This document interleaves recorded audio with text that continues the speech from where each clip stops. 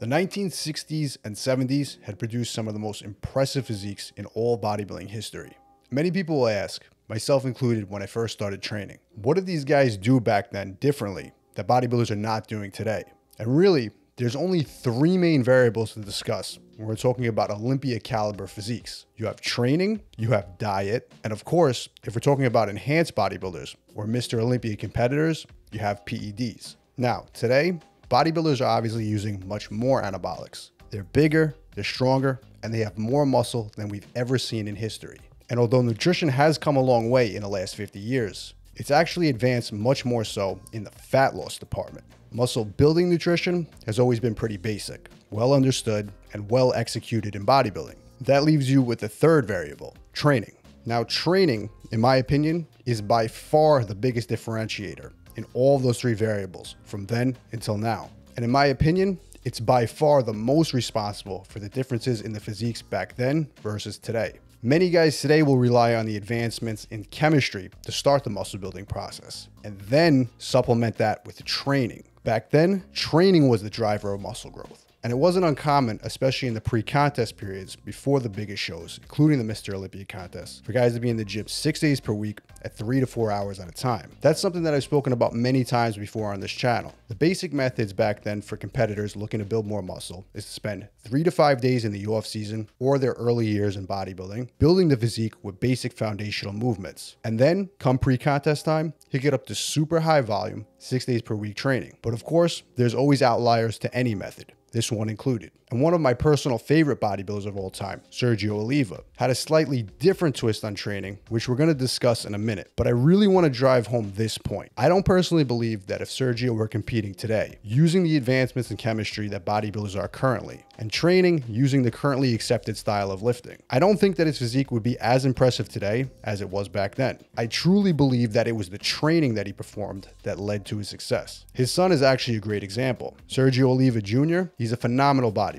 Yet, he still has today's modern enhanced bodybuilding look. And I would love to see what would happen if he had just gone back to the old ways of lifting, training, and eating. With his father's genetics, what type of physique do you think that would produce? Of course, we'll never know. But let's dive into Sergio's exact training methods now. As you may have known, early in his career, Sergio was an Olympic weightlifter. This was something that would always play a role in his style of training, even later when he was more focused on competitive bodybuilding. In 1973, Sergio had actually went on record discussing what his actual training was like leading up to the Mr. Olympia contest. He claimed that the exact training he was doing was what he had done for the 3 years prior. And on the surface, it looks like your typical old school 6 day per week training split. But if you look closer, you can actually see it was pretty extreme, even for back then. On Monday, Sergio would train the chest and the back. On Tuesday, he would come in and he would train the shoulders, biceps, and triceps. On Wednesday, he would train the legs. On Thursday, he would come in, he would train the chest, back, and shoulders in one session. On Friday, he'd come in, he'd train the arms, the shoulders, and again, some more back. And on Saturday, he would hit his second leg workout, ending the week. This wasn't too far off of Arnold's 6 day per week antagonistic split, or the standard pre-contest split back then. But again, let's look a little bit deeper and see some of the crazy things that he was doing in the gym.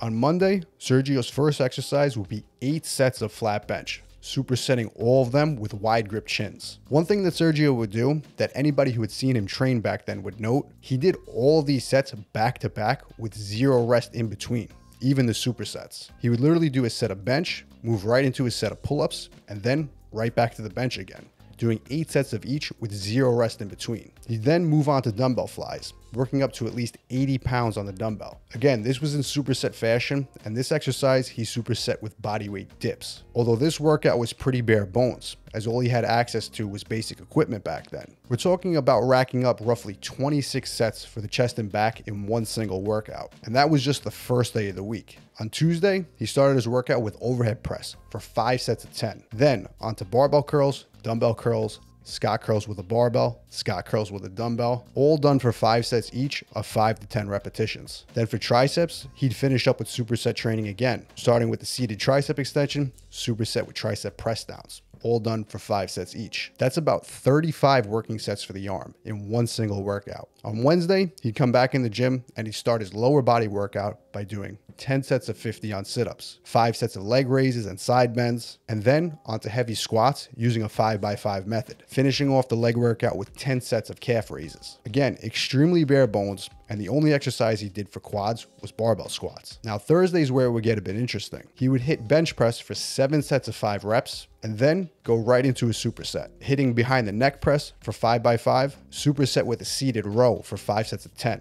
and then finishing that up with seated dumbbell press and dips for 5 sets of 8 each. On Friday, Sergio would hit arms again for that same crazy high volume workout that he did on Tuesday, but he would actually add in additional behind the neck pull-ups here. And on Saturday, Sergio would finish off the week with his second leg workout of the week. He would do the same workout that he did earlier in the week, but with different rep ranges. He would do 5 sets of heavy squats, but with only 3 reps. And then he'd finish off with 3 more sets of 20 rep squats. To cap that off, he finished off the workout with 5 more sets of front squats. That finished off the week with his brutal high volume training. Now, I've mentioned this many times on the channel. This style of training was not done to build muscle, but performed pre-contest to refine the physique before the show. But Sergio actually said that he never took the traditional approach that many bodybuilders did back then, where they would train extremely high volume pre-contest and then take extended periods of time off in the off season. He stressed that he always trained 5 days per week, whether he was getting ready for a contest or not. And apparently, Sergio actually followed that into his 60s. The exact difference in his 5-day training versus the 6-day split that we're discussing in this video, no one knows for sure. But I definitely imagine it would be a modified, lower volume approach than what we're discussing here. Something that is much more suitable for long-term use. Another interesting thing about Sergio's training that many bodybuilding enthusiasts might know about is he did train with Arthur Jones for a short period of time. Arthur being known for his very low volume, high intensity style training. Someone who worked directly with Mike Mentzer, Ray Mentzer,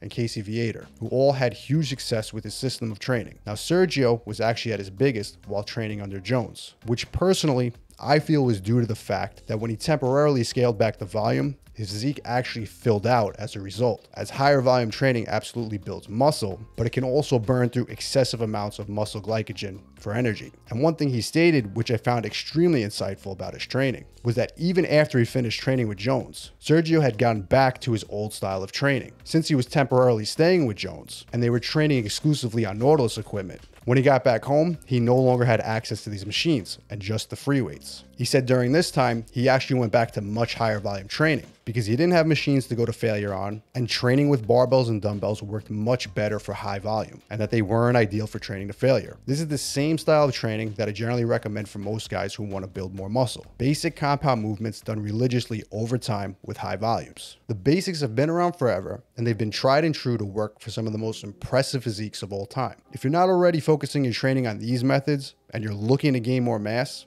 a great place to start would be one of my old school mass gain programs that you can find down below in the description. And if you want to see more of the best original bodybuilding content just like this, make sure to hit subscribe.